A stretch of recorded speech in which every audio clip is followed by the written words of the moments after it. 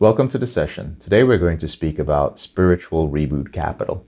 Now, some people might get nervous when they hear the word spiritual, especially when it's associated with a program which is meant to help you end a compulsive behavior.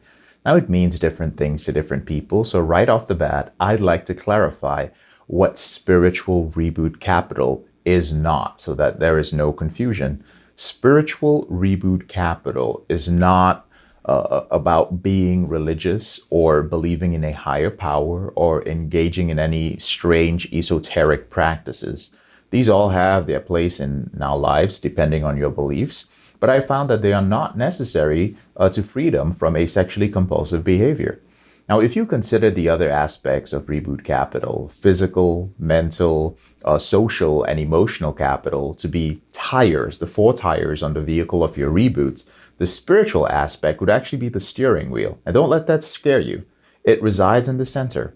It's what steers us in the right direction, very much like a moral compass. It is, or it should be, a part of who we are. It is that place which extends beyond time and space, the who am I and why am I here part of our life. Like I mentioned earlier, it's not necessarily a religion, but it can be. Basically, it is something within us that says that we are a small part of something greater than us, that we belong.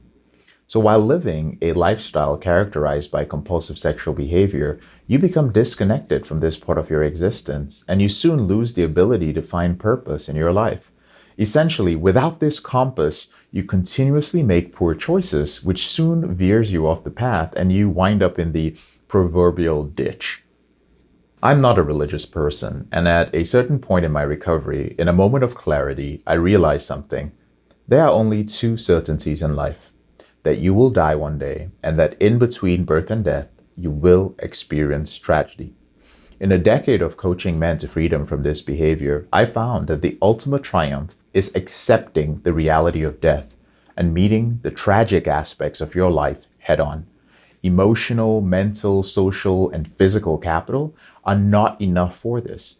When nothing and no one comes to save you, when all that you thought you believed in fails you, but you nonetheless have no choice but to go through the tragic experience, only the development of spiritual reboot capital can guide you through navigating these two certainties of death and tragedy. One of the easiest ways to build spiritual reboot capital, if this is a foreign concept to you, is to begin by consciously deciding to perform acts of kindness on a regular basis. I'm all about the easiest way to get to your goal when rebooting, and this is the easiest and simple way to start feeling a connection between strangers, others, and yourself, especially if your behavior has numbed you to many emotions. For many, spirituality provides hope, a source of support, comfort during difficult times, and a sense of peace and understanding. It is discovering the power of being spiritually grounded that can change isolation and self-pity into a newfound peace. Spiritual capital is about regaining or rebuilding our moral character through the practice of humility, tolerance, forgiveness, responsibility, harmony, and concern for others. And my clients who incorporated spiritual capital into their reboots recovered faster and slipped and relapsed much less.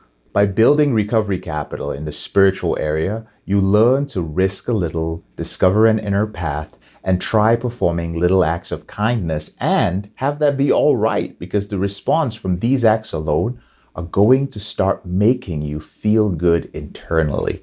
In the next session, I'm going to talk about the importance of transforming your suffering. Because as you go through this process, whether it is changing your habits, your lifestyle, and eventually your self-image, which is the end goal of this entire process, you will go through a significant amount of pain in different areas of your life.